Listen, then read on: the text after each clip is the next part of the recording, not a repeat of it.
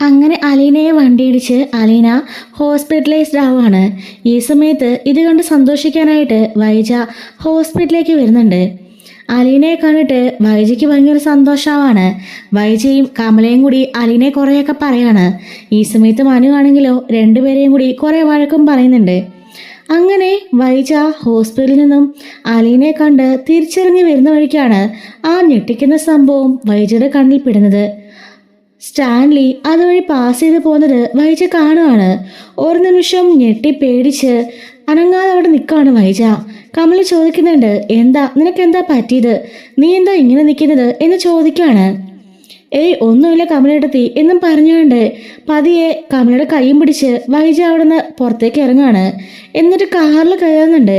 കാറിൽ കയറിയിട്ടും വൈജ ചുറ്റും നോക്കുകയാണ്. സ്റ്റാൻലി തന്നെയാണോ താൻ കണ്ടത് എന്ന് വൈജ ഇങ്ങനെ മനസ്സിലോർത്തുകൊണ്ട് നിൽക്കുകയാണേ. ഇതിൻ്റെ ഫസ്റ്റ് പാർട്ട് നമ്മൾ ഇറ്റ്സ് മീ ആസിൽ അപ്ലോഡ് ചെയ്തിട്ടുണ്ട്. എന്താണ് സംഭവം എന്നുള്ളത് മനസ്സിലാകാത്തവർ ആ വീഡിയോ കണ്ടു നോക്കുകയാണെങ്കിൽ മനസ്സിലാവും. അങ്ങനെ ബാക്കി നമുക്ക് പറയാട്ടോ. അങ്ങനെ വൈജയ്ക്ക് ആകെപ്പാട് ടെൻഷനും വെപ്രാളമൊക്കെ ആകുമ്പം കമല ചോദിക്കുകയാണ്, എന്ത് പറ്റി, ആ മുറി ഇറങ്ങുന്നത് വരെ നിനക്ക് കുഴപ്പമൊന്നും ഉണ്ടായിരുന്നല്ലോ, പെട്ടെന്നെന്താ നിന്റെ മുഖത്തിനൊക്കെ ഒരു മാറ്റവും ഒരു പേടിയും വെപ്രാളമൊക്കെ. ഒന്നുമില്ല കമലേട്ടത്തി, നമുക്ക് പോവാം എന്ന് പറയാണ്. അങ്ങനെ അവര് വീട്ടിലേക്ക്, അതായത് കടപ്പാട്ടൂരേക്ക് പോയിട്ട് വൈജനെ ഡ്രോപ്പ് ചെയ്തിട്ട് കമല നേരെ വണ്ടിയും കൊണ്ട് കൊല്ലപ്പള്ളിയിലേക്ക് പോവാണ്. കയറി ചെന്നിട്ടും വൈജയ്ക്ക് ഒരു സമാധാനം ഇല്ല കേട്ടോ. വൈജ ആകെപ്പാട് ടെൻഷനായിട്ട് ഇങ്ങനെ മുറിയിലേക്ക് ചെല്ലാണ്. ഈ സമയം കൃഷ്ണമോളെ വിളിച്ചിട്ട് മനു കാര്യങ്ങളെല്ലാം പറഞ്ഞായിരുന്നു. കൃഷ്ണയും ബാലേന്ദ്രനും എല്ലാവരും അറിഞ്ഞിട്ടോ. അവിടെ പോയിട്ട് ആ കിടപ്പ് കണ്ട് സന്തോഷിക്കാൻ വേണ്ടി വന്നതാണെന്ന് അലിയോട് പറയുന്നുണ്ടായിരുന്നല്ലോ. അതെല്ലാം അറിഞ്ഞുകൊണ്ട് ഇവർ ചോദിക്കുകയാണ്, അമ്മയ്ക്ക് നാണമില്ലേ, ഒരാളെ ഹോസ്പിറ്റലിൽ ആ ഒരു രീതിക്ക് കിടക്കുമ്പോഴാണോ അമ്മ പോയി ഇങ്ങനെയൊക്കെ പറഞ്ഞത്? അമ്മ സുഖമില്ലാതെ കിടന്നപ്പോൾ ചേച്ചി എത്ര ദിവസം വന്ന് നോക്കിയതാ, ആ ഒരു നന്ദിയെങ്കിലും അമ്മ കാണിക്കണ്ടേ? അതിന് അവിടെ പോയിട്ട് അവ പറയേണ്ട വർത്താനമൊക്കെയാണോ പറഞ്ഞിട്ട് വന്നത് എന്ന് ചോദിക്കാണ്. ഇവരെല്ലാം പറഞ്ഞത് ഇവളെ കേൾക്കുന്നുണ്ടെങ്കിലും അവളുടെ മൈൻഡ് മുഴുവനും സ്റ്റാൻലിയെ കണ്ടതാണ് കേട്ടോ. ഇവരാരും ഒന്നും പറഞ്ഞിട്ടും തിരിച്ചൊരക്ഷരം പോലും വൈജ മിണ്ടുന്നില്ല. നേരെ മുറിയിലേക്ക് കയറിപ്പോയി കഥ കടക്കുകയാണ്. ബബിത ചോദിക്കുകയാണ്, എന്ത് പറ്റി അമ്മയ്ക്ക്, ഒന്നും മിണ്ടാതെ പോയല്ലോ, അല്ലെങ്കിൽ നീ പറയുമ്പോൾ കുറെ തിരിച്ചെന്ന് പറയേണ്ടതല്ലേ, ദേഷ്യപ്പെടുകയും ബഹളം വകയൊക്കെ ചെയ്യേണ്ടതാണല്ലോ, ഇപ്പൊ എന്ത് പറ്റി ഒന്നും മിണ്ടാതെ അങ്ങ് പോയത്? അതാ എനിക്ക് മനസ്സിലാവാത്തത്, എന്തോ സംഭവിച്ചു, ഇനി മനുവേട്ടൻ വല്ല ഷോക്ക് ട്രീറ്റ്മെന്റ് എല്ലാം കൊടുത്തോ എന്ന് ഓർക്കാണ്. അങ്ങനെ ഇതിനെ കുറിച്ചൊക്കെ സംസാരിച്ചുകൊണ്ടിരിക്കുകയാണ്. ബാലൻ പറയുന്നുണ്ട്, എന്തായാലും വൈകുന്നേരം ബൈസ്റ്റാൻഡറായിട്ട് പെൺകുട്ടികൾ ആരെങ്കിലും വേണം, നിങ്ങൾ ആരാ പോണേ ചോദിക്കുമ്പം കൃഷ്ണ പറയാണ്, ഞാൻ പോയിക്കോളാം, അന്നും ഹോസ്പിറ്റലിൽ കിടന്നപ്പോൾ ഞാനാണല്ലോ പോയത്, ഞാൻ പോയിക്കോളാച്ചാ എന്ന് പറയാണ്. എന്നാൽ ശരി, സന്ധ്യ ആകുമ്പോഴേക്കും അത്താഴത്തിനുള്ള ഫുഡുമായിട്ട് നമുക്ക് അങ്ങോട്ടേക്ക് പോകാം എന്ന് പറയാണ്. അങ്ങനെ അത്താഴത്തിന് വേണ്ട ഫുഡെല്ലാം ബബിതയും കൃഷ്ണമോളും കൂടി തള്ളിക്കൂട്ടി ശരിയാക്കുകയാണേ. ഈ സമയത്ത് എല്ലാം തന്നെ വൈജ മുറിയിൽ ഇരുന്നുകൊണ്ട് അതിനെപ്പറ്റി തന്നെ ചിന്തിച്ചുകൊണ്ടേ ഇരിക്കുകയാണ്. എന്നിട്ട് അലമാരിൽ നിന്നും ബാലേന്ദ്രൻ ഇത്രയും നാളും കാണാതെ കഴിഞ്ഞ 23 വർഷമായിട്ട് വൈജ ഒളിപ്പിച്ചു വെച്ച ആ ഒരു ഫോട്ടോ എടുത്തു നോക്കുകയാണ്. 7ാം മാസത്തില് തൻ്റെ വയറിലിങ്ങനെ പിടിച്ചുകൊണ്ട് സ്റ്റാൻലി നിൽക്കുന്ന ഒരു ഫോട്ടോയാണ് കേട്ടോ അത്. അങ്ങനെ സ്റ്റാൻലിയും വൈജയും കൂടെ ഒരുമിച്ച് തൻ്റെ കുഞ്ഞിനെ ഉദരത്തിൽ പേറിക്കൊണ്ട് നിൽക്കുന്ന ആ ഒരു ഫോട്ടോ നോക്കി പൊട്ടിക്കരയാണ്. ഒന്നും പറയാനാവാതെ, ആരോടും ഒന്നും മിണ്ടാനാവാതെ സങ്കടം കൊണ്ട് വിരുമ്പി കരഞ്ഞുകൊണ്ടിരിക്കുകയാണ്. ഈ സമയത്ത് കൃഷ്ണമോൾ വന്ന് വാതിൽ തട്ടുമ്പം വൈജ പെട്ടെന്ന് ആ ഫോട്ടോ കട്ടിലിനടിയിൽ ഒളിപ്പിച്ചിട്ട് കഥ പോയി തുറക്കുന്നുണ്ട്. അമ്മേ ദാ കഞ്ഞി എന്ന് പറയുമ്പം എനിക്കങ്ങ് വേണ്ട എന്ന് പറയാണ്. അമ്മേ ഞങ്ങൾ ഉണ്ടാക്കിയതാ, വേറെ കറിയൊന്നുമില്ല, കഞ്ഞിയും പയറും പപ്പടവും മാത്രമേ ഉള്ളൂ, അയലിന് ചേച്ചിക്ക് കൊണ്ടാൻ വേണ്ടി ഉണ്ടാക്കിയതാ എന്ന് പറയുമ്പം ഒന്ന് പോകുന്നുണ്ട് എൻ്റെ മുമ്പിൽ നിന്ന് എന്ന് പറഞ്ഞുകൊണ്ട് കഥകൾ വലിച്ചടയ്ക്കുന്നുണ്ട്. ബബിത പറയുന്നുണ്ട്, ഈ അമ്മയ്ക്കിത് എന്ത് പറ്റി, എന്ത് മിണ്ടിയാലും ദേഷ്യം, എപ്പോഴും ദേഷ്യം, ഒരക്ഷരം മിണ്ടാനോ ഒന്നിനും പറ്റില്ല, എന്തൊരു ജന്മമാണോ ഇത് എന്നൊക്കെ പറയാണ്. ബാലേന്ദ്രൻ പറയുന്നുണ്ട്, വിശപ്പുള്ളവർ വേണേ കുടിക്കും, നിങ്ങളത് പെട്ടെന്ന് പാക്ക് ചെയ്യാൻ നോക്ക്, എന്നിട്ട് കൃഷ്ണമോള് വാ, ഞാൻ ഹോസ്പിറ്റലിലേക്ക് ആക്കാം എന്ന് പറയാണ്. ഇത്രയും സമയവും മനു അവൾക്ക് കൂട്ടായിട്ട് അവിടെ തന്നെ ഇരിക്കുന്നുണ്ട് കേട്ടോ. മനുവേട്ടാ, മനുവേട്ടൻ പോയിക്കോ, ഇത്രയും സമയം ആയില്ലേ, ഇനി പോയി കിടന്ന് റെസ്റ്റ് എടുക്കാൻ നോക്ക്. ബാലനങ്ങള് കൃഷ്ണമോളെയും കൊണ്ട് വരാമെന്ന് പറഞ്ഞിട്ടുണ്ട്. വൈകുന്നേരം കൃഷ്ണമോളായിരിക്കും ഇവിടെ നിൽക്കാം. അപ്പോൾ ഞാൻ പോയിക്കോളാം എന്ന് പറയുന്നുണ്ട്. പാവം കൃഷ്ണമോളുടെ ഉറക്കം കളയണ്ടായിരുന്നു. ഞാൻ ഇവിടുന്ന് കിടന്നേനെ. ഒറ്റയ്ക്ക് കിടക്കാനോ? അതെ, കൂടപ്പിറപ്പും അമ്മയും അച്ഛനും എല്ലാം ഉണ്ട് നിനക്ക്. പിന്നെ ഈ മനുവേട്ടനും ഉണ്ട്. ഞാനേ നിന്നെ കെട്ടാൻ പോകുന്ന ആളാ. അങ്ങനൊന്നും നിന്നെ ഒറ്റയ്ക്ക് കിടത്തില്ല എന്ന് പറയുമ്പം പിന്നെ കെട്ടാൻ പോകുന്ന ആള് നിങ്ങളുടെ അമ്മ കേൾക്കണ്ട, നിങ്ങളെ തല്ലിക്കൊല്ലും എന്ന് പറഞ്ഞുകൊണ്ട് ഇവർ ചിരിച്ചുകൊണ്ടൊക്കെ ഇരിക്കുകയാണ്. മനുവേട്ടാ, ആ പേര് കേട്ടപ്പോൾ മുതലേ എൻ്റെ മനസ്സിന് എന്തോ വല്ലായ്മ പോലെ. സ്റ്റാൻലി ജോസഫ്, അങ്ങനെ ഒരു പേര് അങ്ങനെ റയറല്ലേ മനുവേട്ടാ? എനിക്കത് കേട്ടപ്പോൾ തൊട്ടേ എന്തോ പോലെ. ഇനി അതിൻ്റെ അച്ഛനായിരിക്കുമോ? അതിനൊന്നും ചാൻസ് ഇല്ലടോ.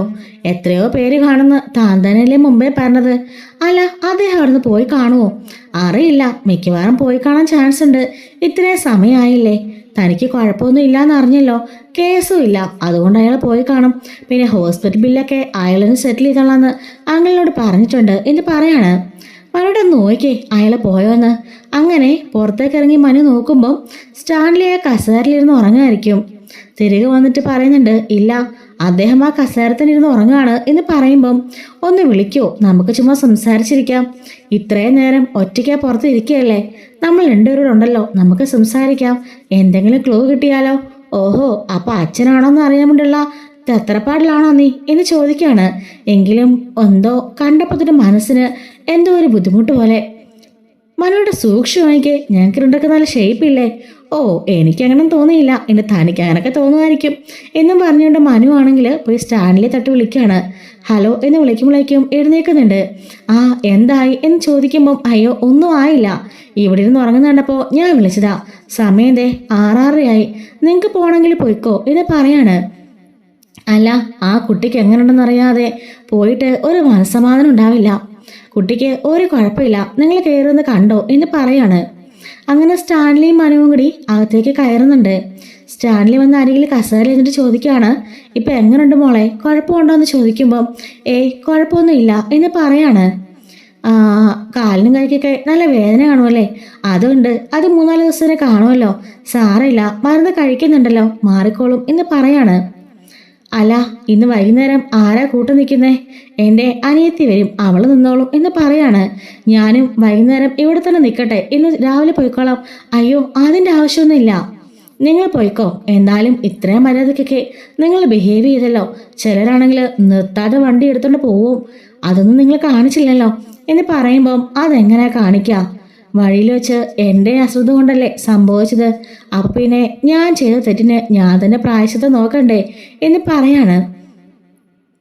അയ്യ ചോദിക്കുന്നുണ്ട്, അല്ല എന്താ ജോലി ചെയ്യുന്നേ? എനിക്കിവിടെ ഒരു ഷോപ്പുണ്ട്, അത് നടത്താ. എന്നും ഈ ജോലി തന്നെ ആയിരുന്നോ? എന്താടോ താൻ അങ്ങനെ ചോദിച്ചത്? അങ്ങനെയൊന്നുമില്ല, ഭാര്യയുണ്ട്, 2 മക്കളും ഉണ്ട് എന്ന് പറയാണ്. ഓ, എന്നാലിനെ പറയുന്നുണ്ട് കേട്ടോ. എന്താ അങ്ങനെയൊക്കെ ചോദിച്ചത്? ഒന്നുമില്ല, ചുമ്മാ ചോദിച്ചതേ ഉള്ളൂ. മനു പറയുന്നുണ്ട്, ലേറ്റ് ആകാറായില്ലേ, നിങ്ങൾ പോയിക്കോ. വീട്ടുകാരും വിഷമിച്ചിരിക്കുകയായിരിക്കുമല്ലോ, ഒരു ആക്സിഡൻ്റ് ഒക്കെ സംഭവിച്ചത് അവർ അറിഞ്ഞു കാണുമല്ലോ, അതുകൊണ്ട് നിങ്ങൾ വീട്ടിലേക്ക് പോയിക്കോ എന്ന് പറയാണ്. എന്നാൽ ശരി, ഞാൻ രാവിലെ തന്നെ വരും കേട്ടോ. എന്തായാലും തനിക്ക് ശരിയായി ഇവിടുന്ന് ഡിസ്ചാർജ് ആവുന്നവരെ ബില്ലും പേ ചെയ്തിട്ടേ ഞാൻ ഇവിടുന്ന് പോവുള്ളൂ എന്നും പറഞ്ഞുകൊണ്ട് ചിരിച്ചുകൊണ്ട് അവിടുന്ന് പോവാണ്. മനു പറയാണ്, കണ്ടിട്ട് നിന്റെ അച്ഛനെ പോലൊക്കെ തന്നെ ഉണ്ടല്ലേ, ആ ഒരു ഷേപ്പൊക്കെ ഉണ്ട്. അതെ മനുവേട്ടാ, ഇനി എൻ്റെ അച്ഛനായിരിക്കുമോ എന്നും പറഞ്ഞ് രണ്ടുപേരും കൂടി അതിനെപ്പറ്റി സംസാരിക്കുകയാണ്. അങ്ങനെ സ്റ്റാൻലി അവിടുന്ന് ഇങ്ങനെ പോകുമ്പോഴേക്കായിരിക്കും ബാലേന്ദ്രൻ കൃഷ്ണയും കൊണ്ട് അങ്ങോട്ടേക്ക് വരുന്നത്.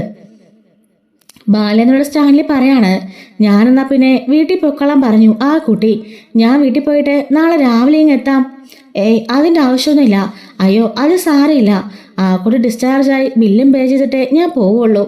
ഞാനെന്തായാലും പോയിട്ട് വരാം എന്ന് പറഞ്ഞുകൊണ്ട് സ്റ്റാൻലി വണ്ടി എടുത്തുകൊണ്ട് പോവാണ്. എന്തായാലും അയാൾ നല്ല മര്യാദയുള്ള മനുഷ്യനാ അല്ലേ അച്ഛാ? ചിലരാണെങ്കിലോ ഹോസ്പിറ്റലിലേക്ക് കൊണ്ടുവന്ന അവിടുന്ന് മുങ്ങിക്കളയും, ഇയാൾ അങ്ങനൊന്നും ചെയ്തില്ലല്ലോ എന്നൊക്കെ കൃഷ്ണമോളും പറയുന്നുണ്ട്. ആ, ചുരുക്കം ചില മനുഷ്യര് അങ്ങനെ കൊണ്ടുമോളെ എന്നും പറഞ്ഞുകൊണ്ട് അവളെയും കൂട്ടി അകത്തേക്ക് വരികയാണ്. എടാ മനു, നിനക്ക് ബോറടിച്ചോ എന്ന് ചോദിക്കുമ്പം കൃഷ്ണ പറയാണ്, ബോറടിച്ചോന്നോ, നല്ല കാര്യായച്ചാ. ആറ് ശല്യമില്ലാതെ ഒറ്റയ്ക്ക് കിട്ടിയതല്ലേ രണ്ടുപേർക്കും. അതുകൊണ്ട് ഇന്ന് രണ്ടുപേരും ഭയങ്കര ഹാപ്പി ആയിരിക്കും. ഇപ്പം നമ്മൾ വന്നാ കട്ടുറുമ്പായത് അല്ലേ മനുവേട്ട എന്ന് ചോദിക്കാണ്. ഡി കള്ളി എന്നും പറഞ്ഞുകൊണ്ട് അടുത്തേക്ക് വരുന്നുണ്ട്. എന്നിട്ട് എന്തായാലും രണ്ടുപേരും ആഹാരമൊക്കെ കഴിച്ചിട്ട് കിടന്നുറങ്ങിക്കോ അങ്കിളെ, നമുക്കപ്പോൾ പോകാം എന്ന് പറയാണ്. മോൾ ഓക്കെ അല്ലേന്ന് ചോദിക്കുമ്പോൾ ഒരു കുഴപ്പമില്ല അച്ഛാ, പോയിക്കോന്ന് പറയുന്നുണ്ട്. ദേ വായാടി, നീ വായു അടിച്ചുകൊണ്ട് ഇവിടെ ഇരുന്നേക്കല്ലേ. അവള് ഒരുപാട് മരുന്ന് കഴിക്കുന്നതാ. അലീന ആഹാരം കഴിച്ച് മരുന്നും കഴിച്ചിട്ട് കിടന്നുറങ്ങട്ടെ കേട്ടോ എന്ന് ബാലൻ പറയുന്നുണ്ട്. ശരിയേ എന്ന് കൃഷ്ണയും പറയാണ്. അല്ല അങ്കിളെ, ഇവിടെ ഇങ്ങോട്ടേക്ക് വന്നതിന് വൈജാൻ്റെ ഒന്നും പറഞ്ഞില്ലേ? എന്താ പറ്റി നിർത്തില്ല. ഈ ഹോസ്പിറ്റലിൽ വന്നിട്ട് പോയതിന് ശേഷം വൈജയ്ക്ക് ആകെപ്പാടൊരു മാറ്റം. ആദ്യം ഇവളൊക്കെ എന്തൊക്കെയോ പറഞ്ഞപ്പോൾ ഒന്നും വേണ്ടിയില്ല, കയറി കഥ അടച്ചു. കുറേ നേരം കഴിഞ്ഞ് കഞ്ഞി കുടിക്കാൻ വിളിച്ചപ്പോഴും വേണ്ടാന്ന് പറഞ്ഞ് ദേഷ്യപ്പെട്ട കഥ അടച്ചു. ആ റൂമിന് പുറത്തേക്കേ ഇറങ്ങിയിട്ടില്ല. എന്താ പറ്റുന്നറിയില്ല എന്ന് പറയുന്നുണ്ട്. അപ്പോഴേക്കും മാനവും അലീനയും കൂടെ പരസ്പരം നോക്കാണ്. എന്താടാ എന്ന് ചോദിക്കുമ്പം ഒന്നുമില്ല, ആൻറ്റിയെ പറ്റി നമുക്കറിയാലോ, എന്തെങ്കിലും മനസ്സിൽ കയറി കൂടി കാണും എന്ന് പറയുന്നുണ്ട്. അങ്ങനെ കൃഷ്ണനെയും അലീനയും അവിടെ ഏൽപ്പിച്ചിട്ട് മനുവും ബാലേന്ദ്രനും കൂടി പുറത്തേക്ക് അങ്ങനെ ഒരു വീട്ടിലേക്ക് പോവാണ്. രാത്രിയിലൊന്നും വൈജയ്ക്ക് തീരെ ഉറക്കതേ ഇല്ല കേട്ടോ. അത് സ്റ്റാൻഡിൽ തന്നെ ആയിരിക്കും എന്നാലോചിച്ച് വൈജ കിടക്കാണ്. നേരം വെളുത്തപ്പളങ്ങാണ്ടാണ് വൈജ അറിയാതെ ഉറങ്ങിപ്പോകുന്നത്. അങ്ങനെ വൈജ രാവിലെ തന്നെ കുളിച്ചൊരുങ്ങാണ്. അവിടുന്ന് പുറത്തേക്ക് പോകാൻ ഇറങ്ങുമ്പോൾ ബബിത ചോദിക്കുന്നുണ്ട്, അല്ല അമ്മ ഇത് എങ്ങോട്ട് പോവാ? ഞാൻ പിന്നെ ഹോസ്പിറ്റൽ വരെ പോവാ. എന്തിന്? അലിന ചേച്ചിയെ കാണാനോ? അതിനൊന്നും അല്ല, എൻ്റെ ട്രീറ്റ്മെൻറ്റിൻ്റെ പ്രോഗ്രസ് അറിയാൻ വേണ്ടി പോവാ. ചെക്കപ്പിന് ഇല്ലണമെന്ന് ഡോക്ടർ പറഞ്ഞിരുന്നു. അങ്ങനെ പറഞ്ഞുകൊണ്ട് വൈജ അവിടെ നിന്ന് ഇറങ്ങിയിട്ട് ഒരു വണ്ടി ബുക്ക് ചെയ്ത് പോവാണ്. ടാക്സി ബുക്ക് ചെയ്ത് പോകുന്നുണ്ട്. ബാലധനം ചോദിക്കുകയാണ്, അല്ല ഈ നേരം വിളിക്കുന്നതിന് മുമ്പേ അവളിത് എങ്ങോട്ട് പോയതാ? ചെക്കപ്പിൻ്റെ എന്തോ കാര്യത്തിന് പോവാന്നാ പറഞ്ഞത്, അതേ പറഞ്ഞുള്ളൂ എന്ന് പറയുന്നുണ്ട്. സമയം 8 മണിയായല്ലോ, ഞാനേ എന്തെങ്കിലും ബ്രേക്ക്ഫാസ്റ്റുമായിട്ട് ഹോസ്പിറ്റലിലേക്ക് ചെല്ലട്ടെ, എന്നിട്ട് കൃഷ്ണമോളെ ഇങ്ങോട്ട് പറഞ്ഞു വിടാം, നീ അവിടെ നിൽക്കുന്നുണ്ടോ എന്ന് ചോദിക്കുമ്പം മനു അങ്ങോട്ടേക്ക് വിളിക്കുകയാണ്. അങ്കിളെ, കൃഷ്ണമോളെ പോയി കഴിയുമ്പോൾ ഞാൻ പോയി നിന്നോളാം, അങ്കിള് വേറെ ആരും വിളിക്കണ്ട എന്ന് പറഞ്ഞുകൊണ്ട് ഫോൺ ചെയ്യുന്നുണ്ട്. ശരിടാ എന്ന് പറയാണ്. ആരാച്ചാ? മനുവേട്ടനാണോ? അതെ, മനു നിന്നോളാം, വേറെ ആരെയും വിളിക്കണ്ടെന്ന്. അവനിനിയിപ്പോൾ അവൾ ഡിസ്ചാർജ് ആവാതെ ഒരു സമാധാനം കാണില്ല. ബബിത ചോദിക്കുകയാണ്, അല്ലച്ചാ അപ്പം മനുവേട്ടൻ ചേച്ചി വിവാഹം കഴിക്കുമായിരിക്കോ? അവൻ്റെ ആഗ്രഹം അതാ, പക്ഷെ അലിന ഇതുവരെ മറുപടി ഒന്നും പറഞ്ഞിട്ടില്ല. കമലയുടെ സ്വഭാവം നിനക്കറിയാലോ. കമലയും അതുപോലെ തന്നെ മറ്റാരും സമ്മതിക്കുമെന്ന് എനിക്ക് തോന്നുന്നില്ല. പിന്നെ ശിവേട്ടൻ ഇച്ചിരി ഒതുങ്ങി നിൽക്കാനുള്ള ചാൻസ് ഒക്കെ ഉണ്ട്.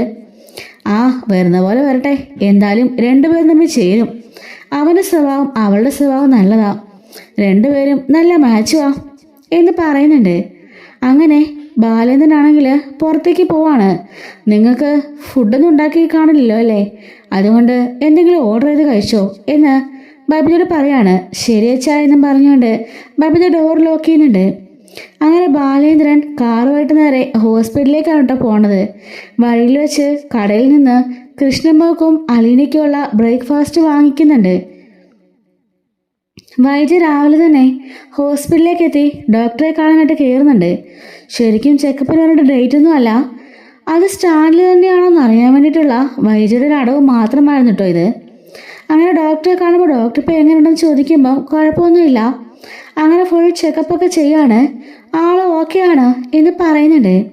ഈ സമയം ബാലേന്ദ്രൻ അവർക്കുള്ള ബ്രേക്ക്ഫാസ്റ്റുമായിട്ട് നേരെ മുറിയിലേക്ക് കയറി വരുന്നുണ്ട്. ഇപ്പം എങ്ങനെയുണ്ട് മോളെ എന്ന് ചോദിക്കുമ്പം കുഴപ്പമില്ല അച്ഛാ, രാത്രിയിലൊക്കെ നല്ല പെയിൻ ഉണ്ടായിരുന്നു, രാവിലെ ഇപ്പോൾ ഒന്ന് നഴ്സ് ഇഞ്ചക്ഷൻ എടുത്തു, അത് കഴിഞ്ഞപ്പോൾ കുറവുണ്ട് എന്ന് പറയുന്നുണ്ട്. കൃഷ്ണ പറയാണ്, അതെ നല്ല കുറവുണ്ട് എൻ്റെ പൊന്നച്ച, നല്ല വേദനയാ ചേച്ചി, രാത്രി ഒന്നും ഉറങ്ങിയിട്ടേ ഇല്ല.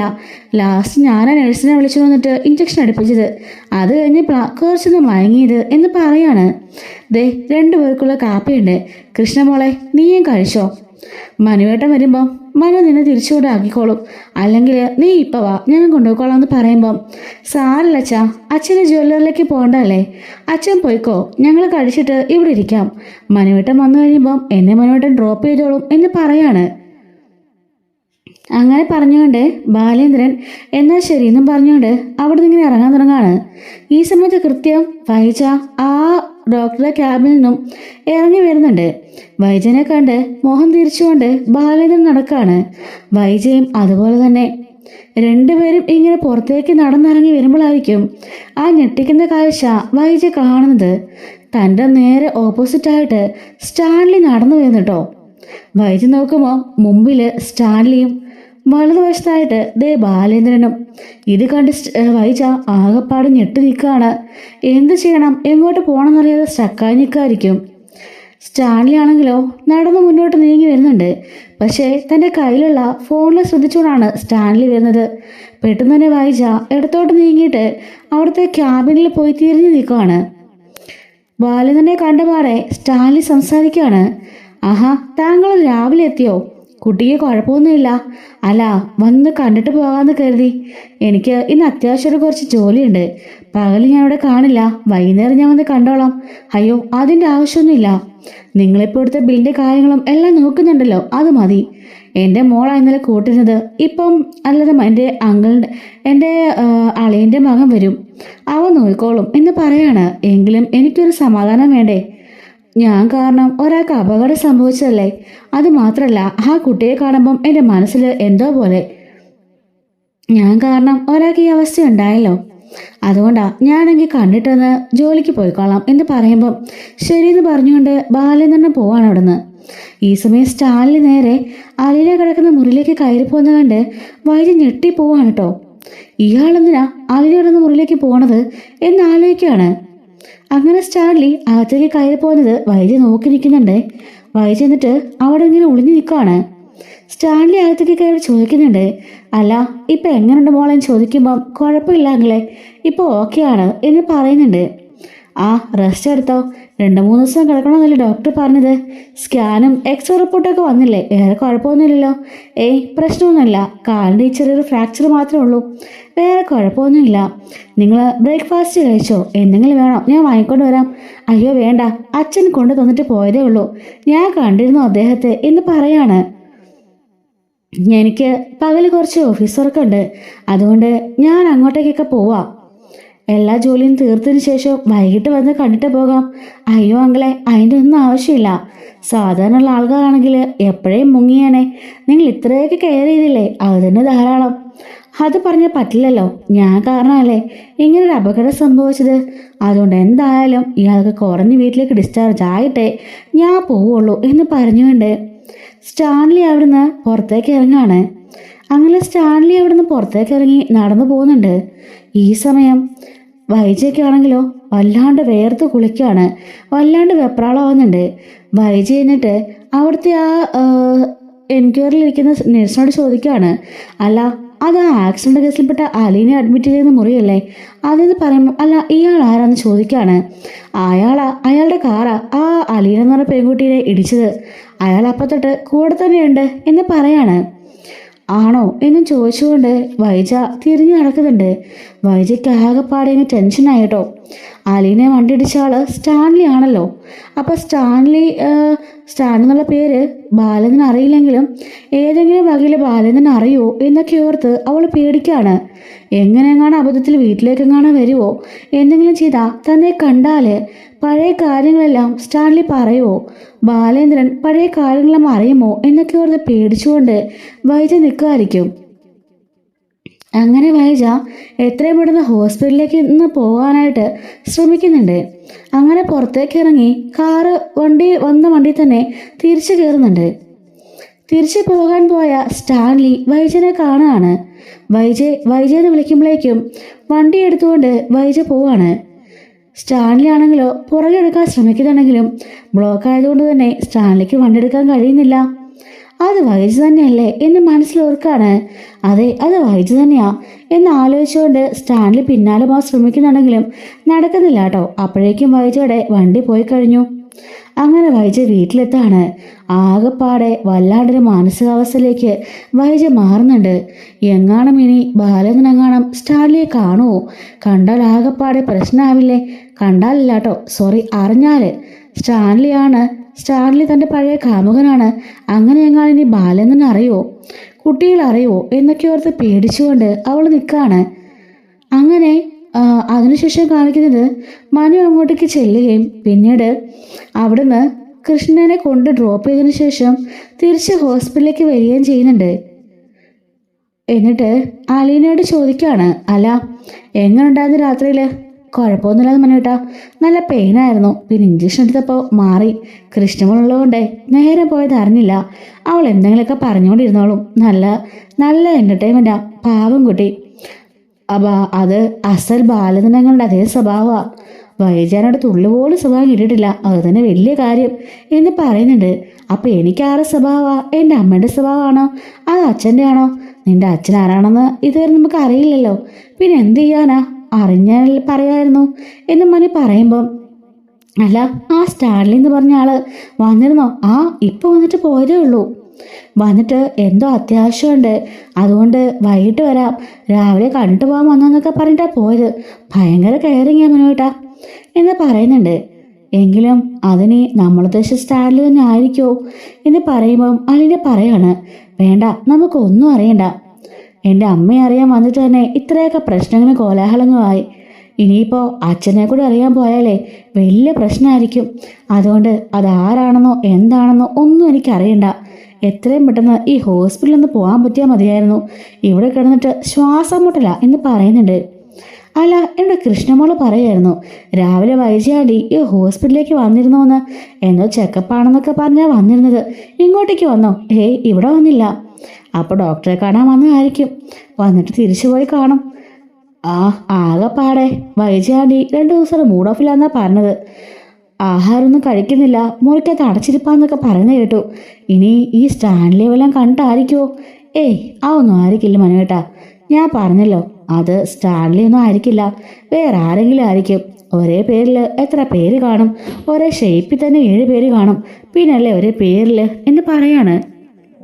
അങ്ങനെ 2-3 ദിവസം ഹോസ്പിറ്റലായിരുന്ന സമയത്തും സ്റ്റാൻലി വരികയും പരിഗണിക്കുകയും നോക്കുകയും ഒക്കെ ചെയ്യുന്നുണ്ട്. അങ്ങനെ കംപ്ലീറ്റ് ബില്ലും സെറ്റിൽ ചെയ്യുന്നത് സ്റ്റാൻലി തന്നെയാണ് കേട്ടോ. അങ്ങനെ അലീനയുമായിട്ട് നല്ലൊരു അടുപ്പത്തിലാവുകയാണ് സ്റ്റാൻലി. മനുവും അലീനയും കൃഷ്ണമോളൊക്കെ ആയിട്ട് നല്ലൊരു ബോണ്ടിങ് ക്രിയേറ്റ് ആവുന്നുണ്ട്. അലീനയുടെ നമ്പറൊക്കെ സ്റ്റാൻലി മേടിച്ചു വെക്കാണ്. അങ്ങനെ ഹോസ്പിറ്റലിൽ നിന്ന് ഡിസ്ചാർജ് ആയിട്ട് അലീന വീട്ടിലേക്ക് വന്ന് കയറുന്നുണ്ടേ. അങ്ങനെ വീട്ടിലേക്ക് മനുവും അതുപോലെ ബാലേന്ദ്രനും കൂടിയാണ് കൊണ്ടുവരുന്നത്. ബാജിയാണെങ്കിലോ ആ മുറി തന്നെ ആയിരിക്കും. കൃഷ്ണ പറയാണ്, എന്താണെന്ന് അറിയില്ല ചാ, അന്ന് ചേച്ചി ഹോസ്പിറ്റലായില്ലേ, അന്ന് മുതൽ തന്നെ അമ്മ ആകെപ്പാട് ഡെസ്പാ, എപ്പോഴാ മുറിക്കകത്ത് തന്നെയാ എന്ന് പറയുമ്പോൾ മനു അലീനയും പരസ്പരം നോക്കുന്നുണ്ട്. എന്തായിരിക്കും കാരണം എന്ന് ചോദിച്ചിട്ടൊന്നും അമ്മ പറയുന്നില്ല എന്ന് പറയുന്നുണ്ടേ. അങ്ങനെ എല്ലാവരും കൂടി അവിടെ ഇരിക്കുന്ന സമയത്ത് വൈജയ്ക്ക് ചായയുമായിട്ട് കൃഷ്ണ ചെല്ലുന്നുണ്ട്. വൈജ ആ ചായ വാങ്ങിക്കാണ്. അമ്മ പുറത്തേക്കൊക്കെ ഒന്നൊന്നിരിക്കാമേ എന്ന് പറയുന്നുണ്ട്. മനു പറയാണ്, ആൻറ്റി ഒന്നിങ്ങോട്ട് പുറത്തേക്ക് വാ, എപ്പോഴും അതിനകത്ത് തന്നെ ഇരുന്നാലേ വല്ല ഡിപ്രഷനും അടിക്കും എന്ന് പറഞ്ഞുകൊണ്ട് മനു ചിരിക്കുന്നുണ്ട്. വൈജ അങ്ങോട്ടേക്ക് വന്നിരിക്കുകയാണ്. ഈ സമയത്ത് സ്റ്റാൻലി അലയുടെ ഫോണിലേക്ക് വിളിക്കുകയാണ്. അലയോട് ചോദിക്കുകയാണ്, മോക്കിപ്പോൾ എങ്ങനെയുണ്ട്? മോൾ ഓക്കെ അല്ലേ? വീട്ടിൽ ചെന്ന് ചോദിക്കുമ്പം എനിക്കൊരു കുഴപ്പമില്ലെങ്കിലേ ഞാൻ ഓക്കെയാ, ഞാൻ വീട്ടിലേക്ക് വന്നു എന്ന് പറയുന്നുണ്ട്. ശരി, ശരീരമൊക്കെ ശ്രദ്ധിച്ചോണം, റെസ്റ്റ് എടുക്കണം എന്നും പറഞ്ഞുകൊണ്ട് അയാളെ കട്ടാക്കാണ്. ആരാ മോളെ എന്ന് ബാലനോട് ചോദിക്കുമ്പം, അത് പിന്നെ എന്നെ ഹോസ്പിറ്റലിൽ അഡ്മിറ്റ് ആക്കിയില്ലേ, വണ്ടി ഇടിച്ചില്ലേ, അദ്ദേഹം സ്റ്റാൻലി എന്ന് പറയുന്നുണ്ട്. ഇത് കേട്ട് വൈജ ഒന്ന് ഞെട്ടി വിറയ്ക്കുന്നുണ്ട് കേട്ടോ. പക്ഷെ ബാലേന്ദ്രന് വലിയൊരു തോന്നിയില്ല. കാരണം ആ ഒരു പേര് അദ്ദേഹം ഓർമ്മയുണ്ടെങ്കിൽ പോലും പെട്ടെന്നൊരു ഇതിൽ അങ്ങനെ ഓർക്കുന്നില്ല കേട്ടോ. ആണോ? അദ്ദേഹം എന്തായാലും നല്ലൊരു മനുഷ്യനല്ലേ. സാധാരണ ഇങ്ങനെയുള്ളവരൊക്കെ ഇരുട്ട് ഓടാറാ പതിവ്. എന്തായാലും അദ്ദേഹം വന്ന് നിന്നെ കെയർ ചെയ്തല്ലോ, നിന്റെ ബില്ലെല്ലാം സെറ്റിൽ ചെയ്തു, നന്നായി നോക്കുന്നുണ്ടായിരുന്നു. എന്തായാലും നല്ലൊരാളാ എന്നൊക്കെ പറയാണ്. മനുവും പറയുന്നുണ്ട്, അതെ അതെ നല്ലൊരാൾ തന്നെയാ എന്ന് പറയാണ്. ഇതേ സമയം ഈ പേര് കേൾക്കുമ്പം വൈജയ്ക്ക് എന്തെങ്കിലും വ്യത്യാസം ഉണ്ടോ എന്ന് മനുവും അലീനയും ശ്രദ്ധിക്കുമ്പം വൈജയുടെ മുഖമൊക്കെ ആകെപ്പാടെ വളരെ വെളുത്ത് നന്നായി വേർക്കുന്നത് കാണിക്കുന്നുണ്ട്. മനുവ് പതിയെ അലീനെ തോണ്ടിയിട്ട് അത് കാണിക്കുകയാണേ. ബാലേന്ദ്രൻ പറയുന്നുണ്ട്, പിന്നെ ഇവിടെ നിന്നുള്ള ജോലിയെല്ലാം എടുത്തിട്ട് ചെയ്യാൻ നിൽക്കണ്ട, നീയേ മുറിയിലേക്ക് പോയി റെസ്റ്റ് എടുത്തോ.